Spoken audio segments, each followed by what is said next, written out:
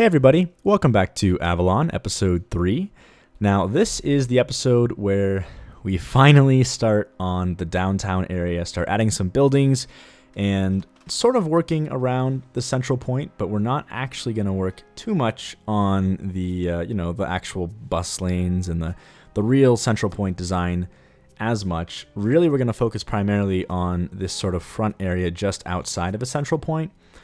And I wasn't even actually planning on working on this, to be honest. I wanted to get right to the central point, but sort of the biggest thing that I was concerned about going into this next episode is how are we going to handle this height differential between the central point and the lower grid? Because as you can see, the central point is elevated by maybe like 10 meters or so, and there's like this pickup drop-off lane in the front of the central point that is right in front of that avenue tunnel, and obviously there's like a difference in height of about 10 meters that we need to deal with, and I didn't really know how to integrate that into the grid.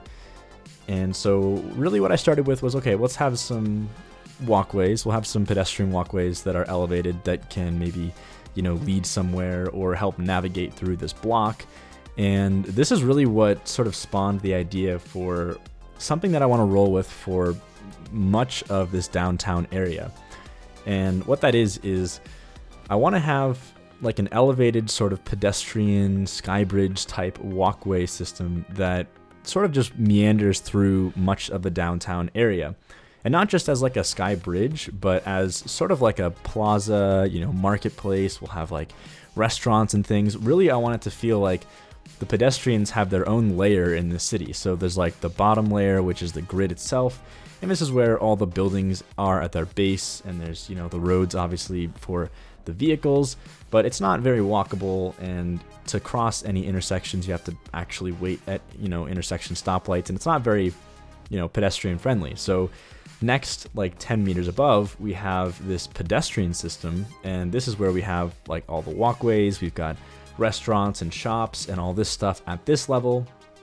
And then like 10 meters or so above that, this is where the highway network comes into play, and we have all the highways. So a very layered system, and what this calls for is a whole lot of placing props above the ground. And a naive approach to this, which is sort of what I did back when I worked on Strictoster's Sinu, if you remember that episode that I did, where I built like a resort island kind of area, is I'd place the props and then I'd raise the props to the right height, and then I'd have to just do that over and over and over again. And I could never, it took me forever because I just had to keep raising props all the time. And every time I wanted to place a prop in this elevated area, it was just a total pain to do. So here's a little tip that I want to share with you guys that is just super critical.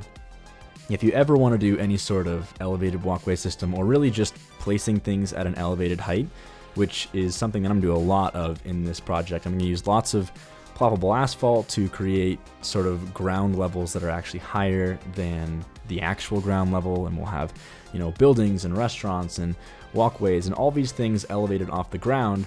So if I wanted to do the props that way, it would be a complete pain. It would take forever to do all this stuff. So what you can do is Move It has this really, really useful tool where you can turn off terrain conforming whenever you're moving things around. So I don't think I'm actually going to open Move It here, or else I could actually show you. But for those who don't know, Move It is the tool on the bottom right, just to the left of the bulldozer there. And if you, okay. I opened it for 2 seconds. Maybe I'll open it again. But if you click on it, you've got all these options. You've got the marquee select, you've got the regular select tool, and the far left button, at least as of now, the far left button, there it is that little squiggly line. You can see that right now it's enabled, and this is because I didn't know about this when I was recording this episode, actually. And I should have known about this because it's a very useful tool, and I recorded this a long time ago. So what can I say? I can't make excuses. I didn't know about it, but it's really useful. So this terrain conforming setting, you can turn it off, and if you turn it off, then when you move things with Move It, it doesn't conform to the terrain. I know, it's amazing. So if it doesn't conform to terrain, that means that you can copy things with Move It and move them around, and it won't, the objects won't shift relative to the terrain. They'll stay locked at that global height. So if you have some elevated area, you can just keep plopping things at that height, even though it's not actually at ground level, and you have no issues. And it's just like so much faster than, you know, placing props individually. So maybe that's obvious to some of you guys. It wasn't obvious to me for a long time. And again, this was a long time ago, so, you know, give me some credit, but still, it's a really, really useful setting. And I don't think many people, or as many people as they should anyway, use this setting properly. So definitely keep that in mind. Also, this is something that's much newer. It actually didn't even exist whenever I recorded this episode, but I figured I should mention it anyway. There's another new option that just came out. I think even as of recording this, it was only like a few weeks ago, or maybe like a month ago or so. But now there's an option where if you select one object and then you press this button and then you select another prop, what it'll do is it'll take the first prop you selected and raise it to the height of the second prop, which is amazing because basically at this point you could just always, you know, place new props and then use this little trick to get all those props to the right height every single time, and you really never have to raise things with page up and page down ever again, which, as some of you may know, if you've ever designed like really, really dense areas full of props, the more objects you have in an area and you try to use the page up and page down tools for move it, the slower it works. And as you get like a ton of objects in a single area, it gets really, really slow because every time that you press the page up tool, it has to update the positions of everything around it. Even if it's a prop and it doesn't even affect the surroundings, it's just the way the game works. It has to update all these objects. And so it starts going so slow and it becomes like the biggest bottleneck in your workflow. So again, super useful tool. Definitely recommend it.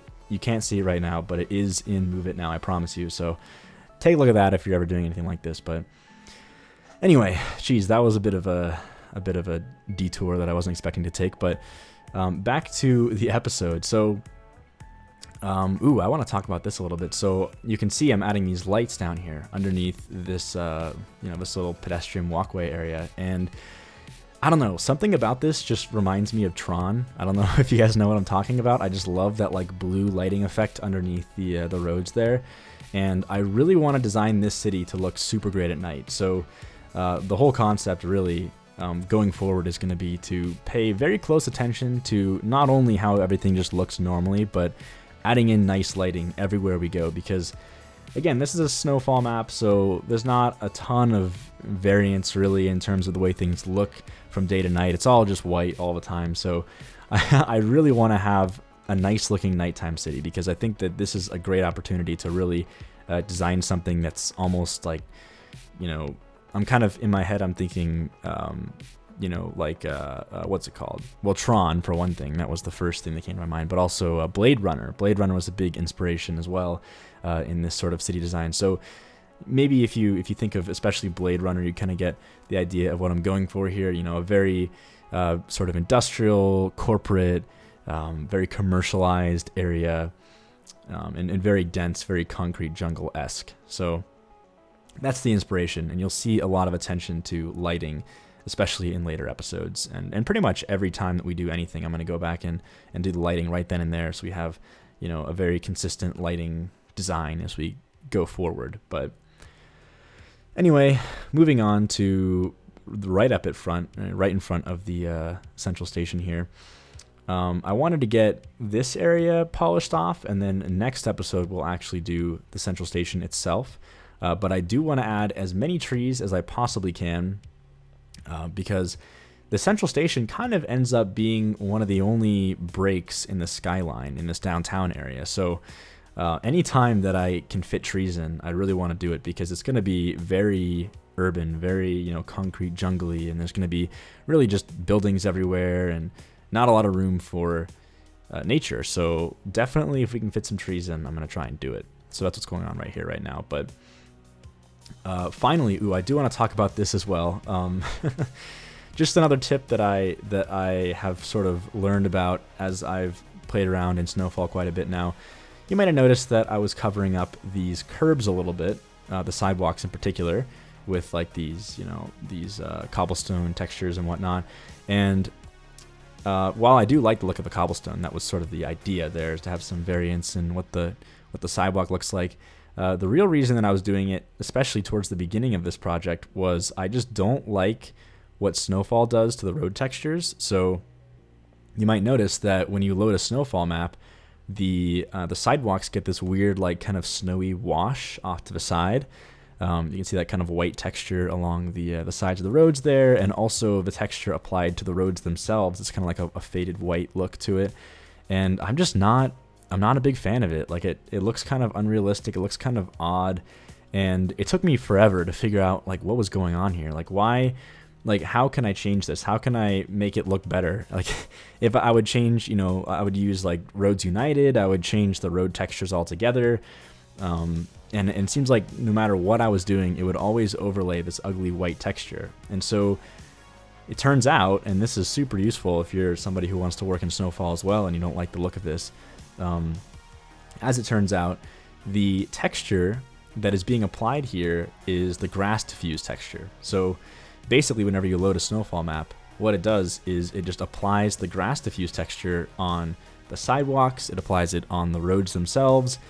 Any prop that you ever place, so the tops of those light posts, or the tops of any of the props, really just anything that's exposed to the top area gets this kind of gradient of the same texture applied to it.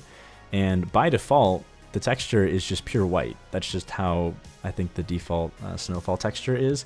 And it sucks because it's kind of unrealistic and it looks really, really bad on the side of the road.